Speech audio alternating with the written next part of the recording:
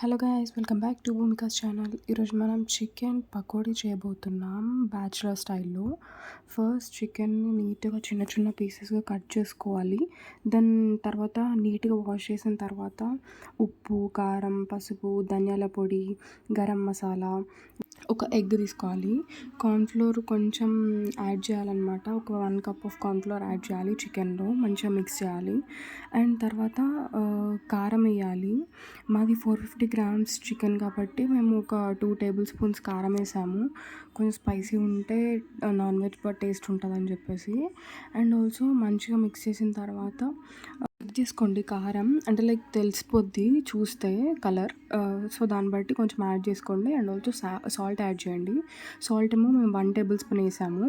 And తర్వాత మంచిగా mix చేసిన తర్వాత ప్రతి ముక్కకి మనం పట్టేలా చూసుకోవాలి కారం. ప్రతి ఒక్క ఇంగ్రీడియంట్ మనం వేసే ఇంగ్రీడియంట్స్. తర్వాత పెరుగు యాడ్ చేసుకోండి. కొంచెం పుల్ల పెరుగు అయితే కొంచెం టేస్ట్ ఇంకా బాగుంటుంది.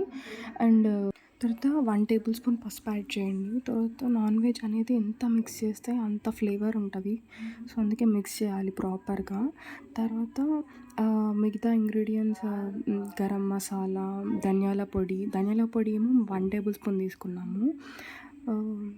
Next garam masala according to the taste వేసుకోండి మీరు. మేమైతే కొంచెం యాడ్ చేసాము. తర్వాత ఎగ్ బ్రేక్ చేయండి.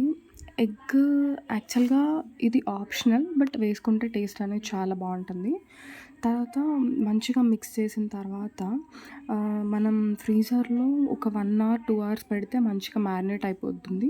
తర్వాత మనకి పీసెస్ అనేవి క్రిస్పీగా వస్తాయి. తర్వాత ఆయిల్లో ఫ్రై చేసేసుకోవాలి. సేమ్ నార్మల్ పకోడీ లాగా ఫ్రై చేసేసుకున్న తర్వాత ఇది ఆయిల్ అనేది మనం సిమ్లో పెట్టితే లోపల పీస్ కూడా మంచిగా ఉడుకుతుంది. సో దట్ అదొకసారి మీరు చూసుకోండి. మంచిగా సిమ్లో పెట్టి ఫ్రై చేసుకోండి. టేస్ట్ అనేది చాలా బాగుంటుంది.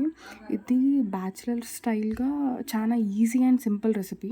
ఒక్క 2-3 మినిట్స్ తర్వాత కొంచెం మనం అటు ఇటు మిక్స్ చేసుకోవాలి. పీసెస్ని ఫ్లిప్ చేయాలి. సో దట్ అన్ని సైడ్స్ మంచిగా ఉడికిపోద్ది. సో టెక్స్చర్ అనేది ఇలాగ చూసుకోండి, ఇలా వచ్చేలాగా.